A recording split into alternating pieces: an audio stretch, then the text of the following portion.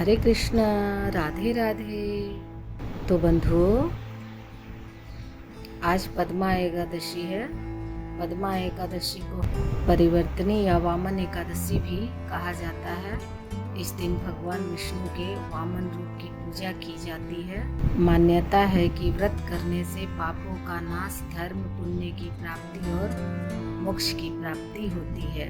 तो बंधुओं, सूर्योदय से पूर्व स्नान कर व्रत का संकल्प ले, भगवान विष्णु की पूजा करें, तुलसी पुष्प और फल अर्पित करें, उपवास रखें, केवल फलाहार लें, एकादशी कथा का पाठ करें, द्वादशी तिथि पर सूर्योदय के बाद व्रत का पारण करें। पद्मा एकादशी या परिवर्तनी एकादशी चतुर्मास की एक महत्वपूर्ण तिथि है, जब भगवान विष्णु योग निद्रा में करवट बदलते हैं, इसलिए इसे परिवर्तनी एकादशी कहा जाता है। बंधुओं, पद्मा एकादशी 3 सितंबर दिन बुधवार को 5:32 पर प्रारंभ हो रहा है और 4 सितंबर यानी द्वादशी दिन गुरुवार को 10:21 से आप पूरे दिन पारण कर सकते हैं। तो बंधुओं, आइए हम पद्मा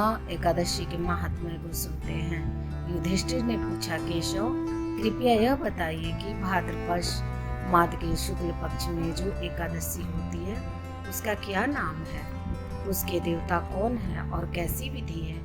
भगवान श्री कृष्ण बोले, राजन, इस विषय में मैं तुम्हें आश्चर्यजनक कथा सुनाता हूँ, जिसे ब्रह्मा जी ने महात्मा नारद से कहा था।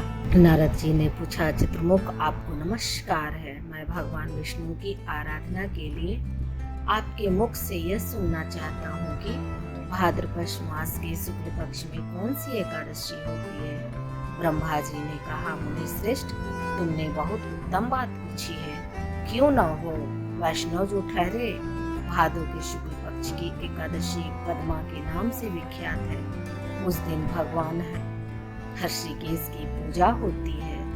यह उत्तम व्रत अवश्य करने योग्य है।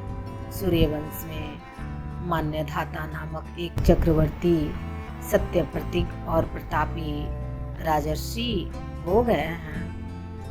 वे अपने औरस पुत्रों की भांति धर्मपूर्वक प्रजा का पालन किया करते थे। उनके राज्य में अकाल नहीं पड़ता था, मानसिक चिंताएं नहीं सताती थी और व्याधियों का प्रकोप भी नहीं होता था। उनकी प्रजा निर्भय तथा धन धान्य से समृद्ध थी। महाराज के कोष में केवल न्यायोपार्जित धन का ही संग्रह था। उनके राज्य में समस्त वर्णों और आश्रमों के लोग अपने अपने धर्मों में लगे रहते थे। मान्यधाता के राज्य की भूमि कामधेनु के समान फल देने वाली थी। उनके राज्यकाल में प्रजा को बहुत सुख प्राप्त होता था। एक समय किसी कर्म का फल भोग प्राप्त होने पर राजा के राज्य में 3 वर्षों तक वर्षा नहीं हुई। इससे उनकी प्रजा भूख से पीड़ित नष्ट होने लगी। तब संपूर्ण प्रजा ने महाराज के पास आकर इस प्रकार कहा। प्रजा बोली, नृपश्रेष्ठ, आपको प्रजा की बात सुननी चाहिए। पुराणों में मनीषी पुरुषों ने जल को नार कहा है। वह नार ही भगवान का अयन है, इसलिए वे नारायण कहलाते हैं। नारायण स्वरूप भगवान विष्णु सर्वत्र व्यापक रूप में विराजमान हैं। वे ही मेघ स्वरूप होकर वर्षा करते हैं। वर्षा से अन्न पैदा होता है और अन्न से प्रजा जीवन धारण करती है। नृपश्रेष्ठ, इस समय अन्न के बिना प्रजा का नाश हो रहा है, अतः ऐसा कोई उपाय कीजिए जिससे हमारे योगक्षेम की निर्वाह हो। राजा ने कहा, आप लोगों का कथन सत्य है, क्योंकि अन्न को ब्रह्म कहा गया है। अन्न से प्राणी उत्पन्न होते हैं और अन्न से ही जगत जीवन धारण करता है। लोक में बहुधा ऐसा सुना जाता है तथा पुराण में भी बहुत विस्तार के साथ ऐसा वर्णन है कि राजाओं के अत्याचार से प्रजा को पीड़ा होती है। किंतु जब मैं बुद्धि से विचार करता हूँ तो मुझे अपना किया हुआ कोई अपराध नहीं दिखाई देता।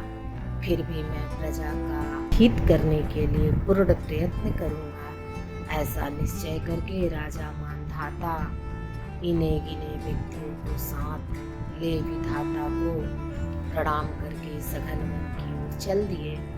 वहां जाकर मुख्य मुनियों और तपस्वियों के आश्रमों पर घूमते फिरे। एक दिन उन्हें ब्रह्मपुत्र अंगिरा ऋषि के दर्शन हुए। उन पर दृष्टि पड़ते ही राजा हर्ष में भरकर अपने वाहन से उतर पड़े और इंद्रियों को वश में रखते हुए दोनों हाथ जोड़कर उन्होंने मुनि के चरणों में प्रणाम किया। मुनि ने भी स्वस्ति कहकर राजा का अभिनंदन किया और उनके राज्य के 7 अंगों की कुशलता पूछी। राजा ने अपनी कुशलता बताकर मुनि के स्वास्थ्य का समाचार पूछा। मुनि ने राजा को आसन और अर्घ्य दिया। उन्हें ग्रहण करके जब वे मुनि के समीप बैठे तो मुनि ने राजा से आगमन का कारण पूछा। राजा ने कहा, भगवान, मैं वर्धानुकूल प्राणी से पृथ्वी का पालन कर रहा था, फिर भी मेरे राज्य में वर्षा का अभाव हो गया। इसका क्या कारण है, इस बात को मैं नहीं जानता। ऋषि बोले, राजन, सब युगों में उत्तम यह सतयुग है। इसमें सब लोग परमात्मा के चिंतन में लगे रहते हैं तथा इस समय धर्म अपने चारों चरणों से युक्त होता है। इस युग में केवल ब्राह्मण ही तपस्वी होते हैं, दूसरे लोग नहीं। किंतु महाराज, तुम्हारे राज्य में एक शूद्र तपस्या करता है, इसी कारण मेघ पानी नहीं बरसाते।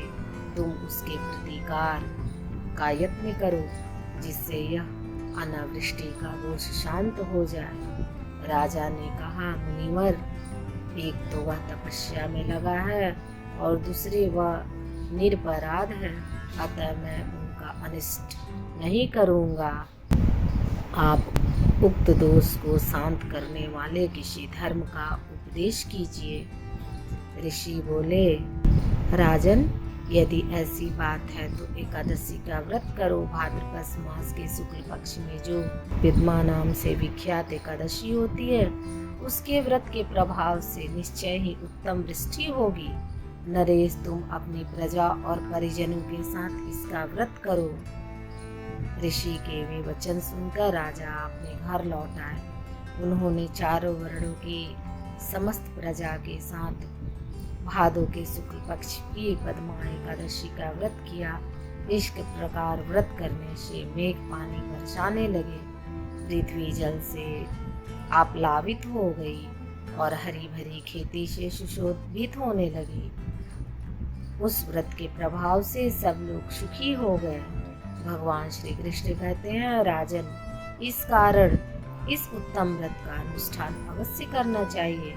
पद्मा एकादशी के दिन जल से भरे हुए घड़े को वस्त्र से ढककर दही और चावल के साथ ब्राह्मण को दान देना चाहिए। साथ ही छाता और जूता भी देना चाहिए। दान करते समय निम्नांकित मंत्र का उच्चारण करना चाहिए।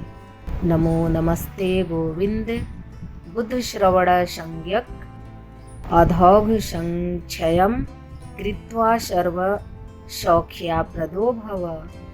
मुक्ति मुक्ति प्रदश्च लोकानाम सुखदायक। बुधवार और श्रवण नक्षत्र के योग से युक्त द्वादशी के दिन बुद्ध श्रवण नाम धारण करने वाले भगवान गोविंद, आपको नमस्कार है, नमस्कार है। मेरी पाप राशि का नाश करके आप मुझे सब प्रकार के सुख प्रदान करें। आप पुण्य आत्माओं को भोग और मोक्ष प्रदान करने वाले तथा सुखदायक है। राजन, इसके पढ़ने और सुनने से मनुष्य सब पापों से मुक्त हो जाता है। तो बंधुओं, हरे कृष्णा, राधे राधे।